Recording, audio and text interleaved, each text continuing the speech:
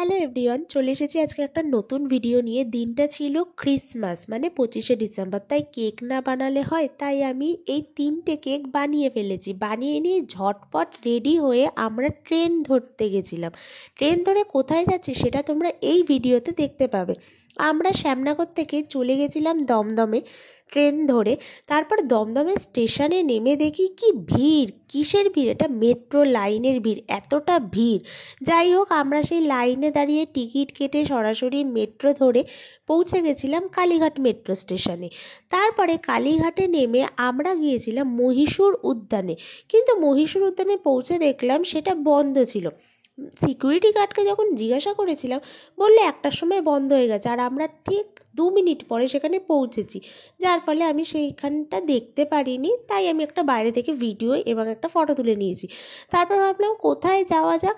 তারপরে ভাবলাম যে কালীঘাট থেকে মেট্রো ধরে তাহলে সেন্ট ক্যাথিড্রাল চার্চেই যাওয়া যাক।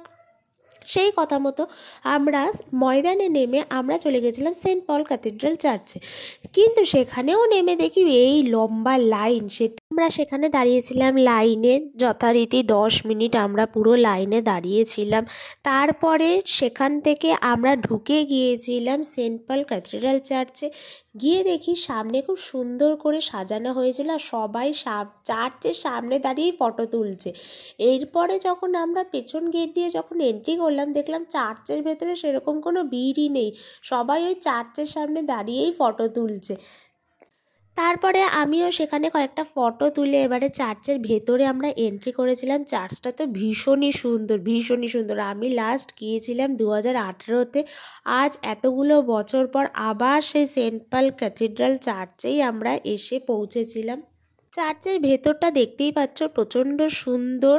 আর এই জায়গাগুলোতে আমরা বসতে পারিনি, পুরো সিটগুলো একদম বাঁধা ছিল যাতে কেউ বসতে না পারে। যদিও এটা 25শে ডিসেম্বরের জন্য, 25শে ডিসেম্বর পরে গেলে সিটগুলো খুলে দেওয়া হয়, তখন সবাই সেখানে বসতে পারে। তারপরে আমরা সেন্ট পল ক্যাথিড্রাল চার্চ থেকে নেমে চলে গেছিলাম একদম পার্ক স্ট্রিটে চলে গেছিলাম। সেখান থেকে কিছু খাওয়া দাওয়া করে তারপরে চলে গেছিলাম লাইটিং দেখতে। কিন্তু হায় রে, এখানে তো দেখছি বিকেল 4টে বাজে, এখনই লাইটিং যদিও দিয়ে দিয়েছিল। আমরা বেশিক্ষণ ওয়েট করিনি, সেখান থেকেই কিছুটা লাইট দেখেই আমরা বাড়ি চলে এসেছিলাম। তারপর বাড়িতে এসে ফ্রেশ হয়ে আমরা গিয়েছিলাম শ্যামনগরে পৌষ মেলায়, যেটা এখন শ্যামনগরে পুরো পৌষ মাসটা জুড়েই হয়। সেখানে এত সুন্দর সুন্দর ফুল, গাড়ি দেখে পুরো মেলা মেলা তো ভাব আসেই। তার সাথে পিঠে না খেলে হয়, তাই জন্য পিঠে টিঠে খেয়ে একটা ফটো তুলে আবার আমরা বাড়ি চলে এসেছিলাম। তো এখানেই শেষ হচ্ছে আজকে আমার ভিডিওটা কেমন হলো সেটা অবশ্যই জানিও, আর লাইক শেয়ার কমেন্ট অবশ্যই করো।